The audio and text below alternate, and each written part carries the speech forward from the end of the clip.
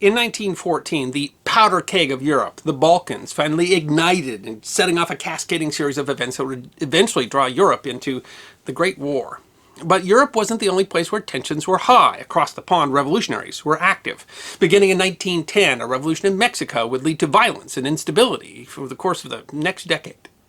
Just months before the assassination of Franz Ferdinand would lead to the July Crisis, a minor event in the Mexican city of Tampico would nearly bring the United States to war with its southern neighbor. And the event marked the beginning of the extraordinary career of the battleship, USS Texas, foregoing its shakedown cruise in order to become part of a diplomatic action against the dictatorial regime of Victoriano Huerta. The little-remembered Tampico incident could have led to war, and it had a significant impact on North American participation in the coming war in Europe. It is history that deserves to be remembered. In 1910, the 80-year-old Porfirio Diaz, president of Mexico since he had seized power in a coup in 1876, had not offered any kind of plan for his succession. Diaz's rule had focused on his slogan, order and progress, putting down banditry and instability to encourage foreign investors to invest in the Mexican economy. He also built railways and telegraph lines, which helped to centralize power under the Mexican government, essentially ending violence in the country by 1900. Of course, his reforms were imperfect, causing increasing wealth inequality, oppression of indigenous communities, and involving the use of coercion to repress democratic power in his bread or bludgeon policy, which nevertheless did encourage investment.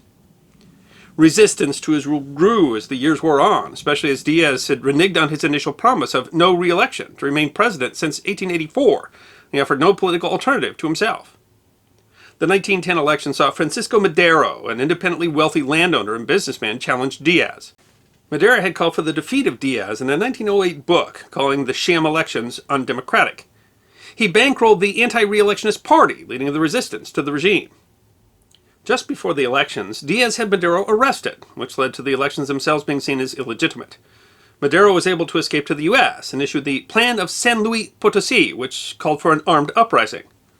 Several uprisings and the failure of Diaz's federal army to contain the violence quickly led to Diaz's resignation and exile. However, despite Madero being elected by nearly 90% of the vote in elections in 1911, the period of Mexican Revolution had just begun. He immediately faced opposition from other revolutionaries, and by 1913 a military coup led by General Victoriano Huerta ousted Madero.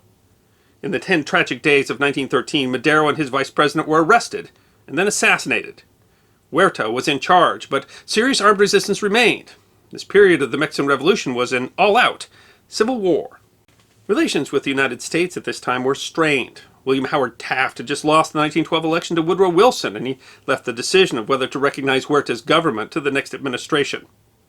Wilson refused to recognize Huerta, despite the urging of the U.S. ambassador to Mexico, who had actually helped organize Huerta's coup. Wilson sent his own personal representative to the country. Wilson also began to supply weapons to the Mexican rebels. Wilson's government pressed Huerta to step down, offering a loan on the condition that Huerta hold democratic elections and not present himself as a candidate. He refused. Huerta would hold elections, but shortly after dissolved the Congress and arrested unfriendly representatives. In December 1913, Wilson said, "There can be no certain prospect of peace in America until General Huerta has surrendered his usurped authority." American intervention seemed more and more likely. American ships were already off the coast of Mexico in the Gulf to protect American lives and interests near Tampico, where many Americans had invested in the oil industry there. A Standard Oil refinery as well as American families lived nearby. The 5th Division of the Atlantic Fleet was there, including the battleships Connecticut and Minnesota, as well as the cruisers Chester and Des Moines. Despite tensions, relations between the American sailors and the Mexican government there were good. Sailors often went ashore to play baseball. On April 6th, rebel forces seized several towns near Tampico that housed American interests, and government forces bombarded rebel troops. Rear Admiral Henry Mayo, in charge of the 5th Division, sent a letter to both parties declaring his neutrality, but warning that he would take all necessary steps to protect American lives and property. As fighting continued, foreigners in the region sought refuge on the American ships, as well as on German and British ships nearby. On April 9th, Rear Admiral Mayo sent Ralph Earl ashore to buy gasoline for an auxiliary engine aboard the Dolphin, Mayo's flagship. Earl ordered several sailors to pick up purchased fuel with a whaleboat, which was flying American colors.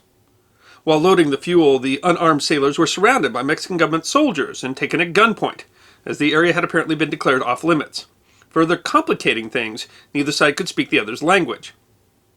Some reports would later claim that the sailors were paraded through town, though the sailors were held only briefly before being allowed to continue loading.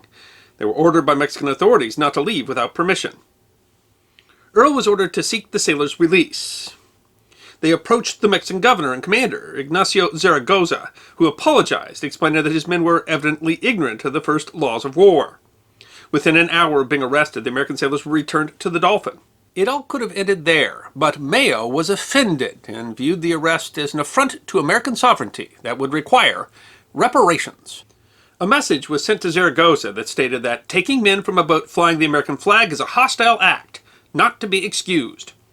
Mayo demanded a formal disavowal, punishment of the responsible officer, and that you hoist the American flag in a prominent position on shore and salute it with 21 guns. Zaragoza referred the issue to the Mexican Ministry of War, while President Wilson said Mayo could not have done otherwise, and that unless the guilty persons are promptly punished, consequences of a grave sort might ensue. Wilson was not bluffing. He had stated that he refused to recognize Huerta because he could not recognize a government of butchers, and told the British ambassador to the U.S. that he would teach the South American republics to elect good men. One of the main issues was that 2 of the arrested sailors had been forced out of the whaling boat, which was considered, while flying American colors, to be national soil. Huerta refused to salute the flag as Mayo demanded, stating that the U.S. had received ample satisfaction for the incident. He called the demands humiliating, carrying courtesy to the point that would be equivalent to accepting the sovereignty of a foreign state to the derogation of national dignity and decorum. Wilson already stood against the Mexican regime, and now had an incident that might be used as a casus belli for military action. The USS Texas was launched in 1912, the first U.S. ship launched to carry the huge 14-inch 45 caliber guns that would be installed on the New York, Nevada, and Pennsylvania-class battleships. As such, she carried some of the world's most powerful guns when she was officially commissioned on March 12, 1914. While being fitted with fire control equipment in April, Woodrow Wilson ordered the Atlantic Fleet to Mexican waters as a show of force. Usually, when a new ship is commissioned, they have a shakedown cruise and sometimes sea trials to test the ship and ensure all systems are functional and determine performance capabilities, and to train the crew, after which the ship goes in for repairs. Texas had not gotten a shakedown cruise yet when she was ordered to Tampico. She would arrive on May 26th. The crew learned the ship and tested her capabilities on the way to Mexico. By the time she arrived, she'd sailed over 5,000 miles, would sail another 1,200 while stationed near Veracruz. On April 20th, Woodrow Wilson addressed Congress, putting the Tampico incident into a series of incidents that he declared a pattern of behavior. General Huerta, Wilson said, was willing to go out of his way to show disregard for the dignity and rights of this government. He mentioned that a sailor from the Minnesota was arrested and thrown in jail in uniform only a few days after the arrest of the 9 men from the Dolphin, and that Mexican officials withheld a dispatch from American embassy in Mexico City. The U.S., Wilson said, was the only nation facing these indignities. He asked Congress for approval that I should use the armed forces of the United States in such ways and to such an extent as may be necessary to obtain redress from General Huerta. Congress, give him permission. Almost immediately, Wilson ordered landings at Veracruz to seize the custom house there and intercept an arms shipment meant for government forces. Marines from the naval contingent began landing on the morning of April 21st. At first, the Mexican general ordered troops to resist the landings, but the Mexican Minister of War ordered them to retreat. Before the end of the day, our American forces had seized their objectives. Prisoners were released and armed to defend Veracruz, and while most of the Mexican forces retreated, some of the prisoners resisted the U.S. invasion, firing on them as they approached the custom house. The first American casualty was a Navy signalman on top of the Terminal Hotel. By the end of the day, 4 were dead and 20 wounded.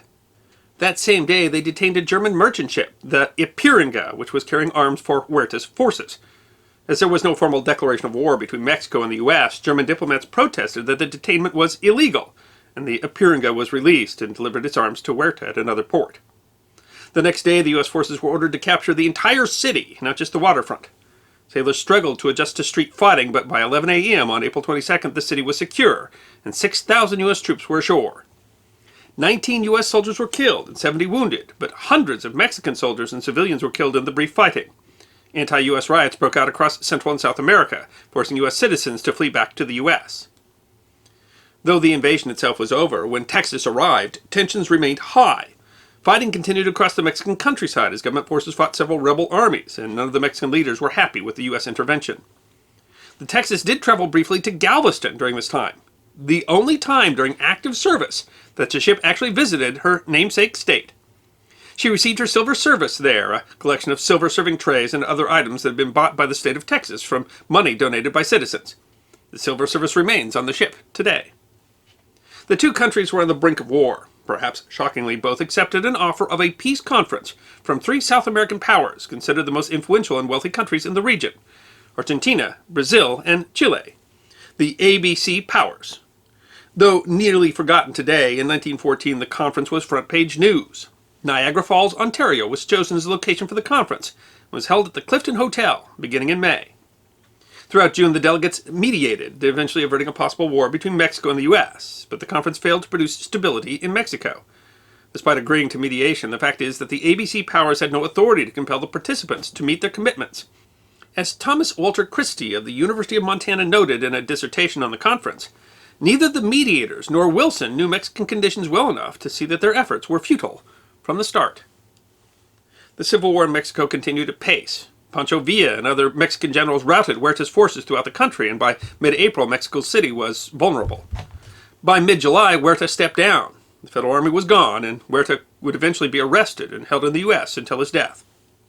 The Texas remained at Veracruz until August, supporting the forces there until it was ordered back to New York.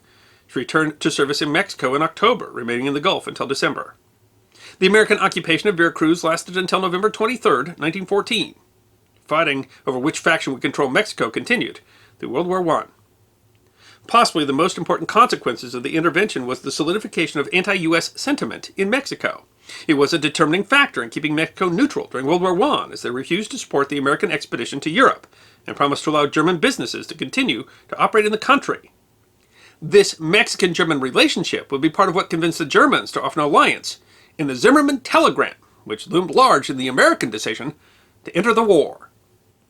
Throughout this period, the United States continued to be involved in Mexico. Pancho Villa actually raided across the border into New Mexico, which then led to an intervention into Mexico by General Pershing to try to capture Pancho Villa, although the expedition was unsuccessful. The event that started it all was fairly minor. No lives were lost, and Mexico even apologized. But the event also provided a convenient pretext to more aggressively press Wilson's already anti-Huerta policy. Even while the U.S. stood steadfastly neutral in the brewing European war, Wilson was more than willing to engage with his southern neighbor over what he saw as principle, as well as a desire to enforce his vision of peaceful coexistence on the world, an ambition that would become even more evident in the coming war. His seriousness in the endeavor is well illustrated by the Texas, perhaps the most powerful warship in the world and a symbol of American military resolve, ordered there by the extraordinary measure of foregoing a shakedown cruise, one of America's greatest weapons, primed for combat.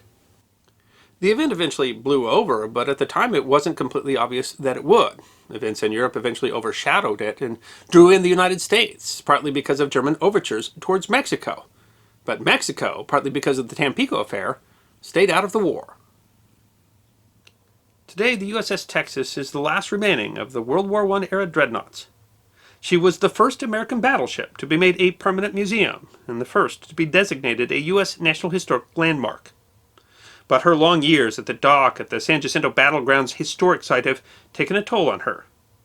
The Battleship Texas Foundation has embarked on a campaign to restore the ship, and if you are interested in helping to preserve this piece of American history, the Foundation encourages you to shout, "Come on, Texas!" and donate at battleshiptexas.org. I hope you enjoyed this episode of the History Guide, short snippets of forgotten history. And if you did enjoy, feed the algorithm by making a comment or clicking that like button. If you have suggestions for future episodes, please send those to our suggestions email box. Check out our webpage at thehistoryguide.net. And of course, we're on Facebook, Instagram, and Twitter. You can book a special message from the History Guy on Cameo and check out our merchandise at teespring.com. And if you'd like more episodes of Forgotten History, all you need to do is subscribe.